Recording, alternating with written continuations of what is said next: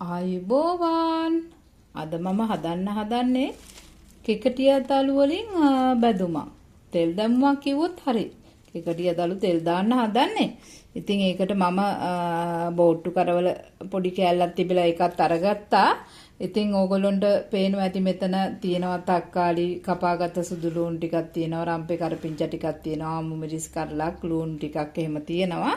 ඉතින් අපිට මේ කෙකටිය ටික හොඳට පිරිසිදු කරගන්න ඕනේ. අපි මේ පිරිසිදු කිරීම කරගෙන බලමු මේක කොහොමද හදන්නේ කියලා. අපි කෙකටිය දළු ටික සෝදලා පිරිසිදු කරගෙන පොඩ්ඩක් වතුර බේරෙන්න වගේ තියලා තියෙන්නේ. අපි ඒ අතරතුර අපේ කරවල ලොකු කෑල්ල පිරිසිදු කරගත්තා. අපිට පුළුවන් මේ කරවල කෑලි ටිකක් පොඩියට කපාගෙන ආයි සෝදන්න පුළුවන්. ඉතින් අපි කරවලේ දුවහම ඉතින් හරි රසයි අකමැති කෙනෙක් ඉන්නවා නම් මේකට කරවල දාන්න ඕනේ කියලා නෑ. මම මේ විශේෂත්වයක් තියෙනයි රසයක් එන්නයි විතරයි මේ කරවල පාවිච්චි කරන්නේ. ඉතින් කරවල පොඩියට කෑලි වලට කපා ගන්න. අනික් අමුද්‍රව්‍ය ටිකත් අපි පොඩියට කපාගෙන අපි මේ තෙල් දැමුම මේ කෙකටිය දළු තෙල් දැමුම හදන්නේ කොහොමද කියලා බලමු. අපි අපේ කරවල ටික පොඩියට කපාගෙන සෝදගෙන තියෙන්නේ. අපි ඒක පැත්තකින් අරන් තියමු. අපි ඊළඟට අපි අරන් තියෙනවා මේ ලුණු කපලා තියෙනවා, තක්කාලි කපලා තියෙනවා, සුදු ලුණු ටික කපාගත්ත ටිකක් මංගාව තියෙනවා, රම්පේ කරපිංචා ටිකක් තියෙනවා. ඉතින් අපි බලමු පොඩ්ඩක් මේ කොළ ටික කපාගෙන අපේ කෙකටිය දළු ටික කපා ගන්න කොහොමද කියලා. අපිට පුළුවන් කෙකටිය දළු ටික මෙහෙම අරගෙන ගොඩාක් පොඩියට ඕනේ නෑ කෙකටිය දළු කපන්න. ඉක්මනට මේක තැම්බෙනවා. ඉතින් අපි පොඩ්ඩක් මේ අඟල් භාගයකට කාලකට වගේ සයිස් එකට මේ කෙකටිය දළු ටික මෙහෙම කපා ගමු. ඕගොල්ලන්ට පුළුවන් ඒක තියලෙවලා මෙහෙම මේ කොළ සෝදපු කොළ ටික මේ හැඩයට වගේ කපා ගන්න. ඉතින් මේ වගේ ප්‍රමාණයට කපුවාම ඇති අඟල් කාලකට වැඩි පොඩ්ඩක් වැඩි වෙන්න තියලා මේ කෙකටිය දළු ටිකත් චපා ගමු. ඉතින් මේ කෙකටිය දළු ටික කපලා කහ පොඩ්ඩක් අත ගන්න කහට පිපෙන ගතියක් තියෙනවා. ඉතින් අපි එහෙම කරගෙන බලමු ඊළඟට මොකද කරන්න කියලා. ඕගොල්ලෝ මේ වෙලාවේ මේ වගේ හැඩයට කපාගත්ත අපේ ලුණු කොළ ටිකට 0.2ක් මිරි ගන්න. ඉතින් දෙහි ටිකක් ඕගොල්ලෝ මිරික ගන්න. කහ ටිකක් මං චුට්ටක් දාලා තියෙන්නේ. ඉතින් මේක මද වෙලාවක් මෙහෙම අත ගන්න පුළුවන් ඕගොල්ලන්ට දෙහි ටික. එහෙම තියලෙවලා අපිට පුළුවන් මේ පහේ ටික මේ භාජනයටම දාගන්න අපේ ලුණු කොළ ටිකටම. ඉතින් මේ ලුණු ටික දාගන්න.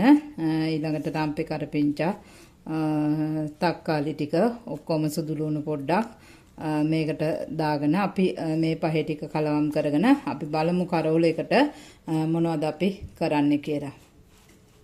මේ අපි කලින් සෝදගත්ත කරවල ටිකට අපි කහ පොඩ්ඩකුයි මිරිස් කුඩු පොඩ්ඩකුයි එකතු කරනවා. ඒක තමන්ගේ කැමති සරානුව මිරිස් එකතු කරගන්න පුළුවන්. ඊට පස්සේ අපි අර කපාගත්ත ලුණු වලින් ටිකකුයි තක්කාරි චුට්ටකුයි සුදු ලුණු පොඩ්ඩකුයි මේකටත් එකතු කරලා මේක කලවම් කරනවා. කලවම් කරලා මේ කරවල ටිකත් මද වෙලාවක් කොහොම තියෙන්න තියලා අපි බලමු ඊළඟට කරවල ටිකට මොකද්ද කරන්න කියලා. අපි ලිප පත්තු කරලා අපේ කරවල භාජනේ ලිපෙන් තියාගෙන තියෙන්නේ. කරවල ටිකක් මං පොඩ්ඩක් මේ වටේට වගේ කරගෙන මං දාගන්නවා තෙල් ටිකක් මැද්දට රත් වෙන්න. මොකද මං දැන් මේ තෙල් දැමුම කරනකොට කරවල ටික ඉස්සෙල්ලා බැද ගන්න ඕනේ. නැත්තම් කොලත් එක්ක යෙදෙනකොට අමු වෙන්න පුළුවන් කරවල. ඒ හින්දා කරවල ටික ඉස්සෙල්ලාම තෙල් දා ගන්න ඕනේ. මං තෙල් ටිකක් රත් වෙන්න මේ විදිහට තියනවා. අපේ කොළ ටිකටත් එක්කම තෙල් ටික මේකට දානවා. ඊට පස්සේ අපි තෙල් ටික රත් වුණාම මේ කරවල ටික මේ මැදට දාලා අපි හොඳට කරවල ටික තෙල් දා ගන්න ඕනේ. මේ මිශ්‍රණයට දාලා මේ තෙල් ටිකේ දැන් ඇති හොඳට අපිටම කරවල ටික මේ බෝට්ටු කරවල මේ කරවල ටික ඇත්තටම අලුත් කරවල ටිකක් මට හම්බුනේ. ඉතින් මේ කරවල ටික අපි මෙහෙම තෙල් දාගමු. තෙල් එක රත් වුණාම මේක හොඳට රත් වෙලා තෙල් ටික හොඳට කරවල ටික බැදෙන්න ගන්නවා. අපි ඒක බැදුනහම බලමු ඊළඟට මොකද කරන්න කියලා. දැන් අපේ කරවල එක හොඳට ටෙම්පරාදු වෙලා තියෙන්නේ. අපිට දැන් මේ වෙලාවේ පුළුවන් අපේ කොළ ටික මේකට එකතු කරගන්න. අපේ එක දළු ටික මේකට එකතු කරගන්න. මේකට එකතු කරලා මේ තෙල් එකේම හොඳට කලවම් කරගන්න. මේ තෙල් එකටම හොඳට ඇති මේ තෙල් එක මේකට මේක හොඳට මෙහෙම කලවම් කරගමු. ඉතින් කලවම් කරගෙන ඊට පස්සේ මොනවද කරන්න කියලා බලන්න. අපි මේක කලවම් කරගෙන හම්බ වෙමු. දැන් අපේ මේ කෙකටිය දළු ටිකට ඔයගොල්ලන්ට පුළුවන් මිරිස් කුඩු චුට්ටක් විතර කලවම් කරලා ඔයගොල්ලෝගේ රස අනුව යොදා ගන්න. මම මිරිස් කුඩු චුට්ටකුයි තව කෑලි මිරිස් පොඩ්ඩකුයි කලවම් කරනවා. ඒක ඔයගොල්ලන්ට කැමැත්ත අනුව යොදා ගන්න පුළුවන්. ලුණු කුඩු ටිකක් දාන්න.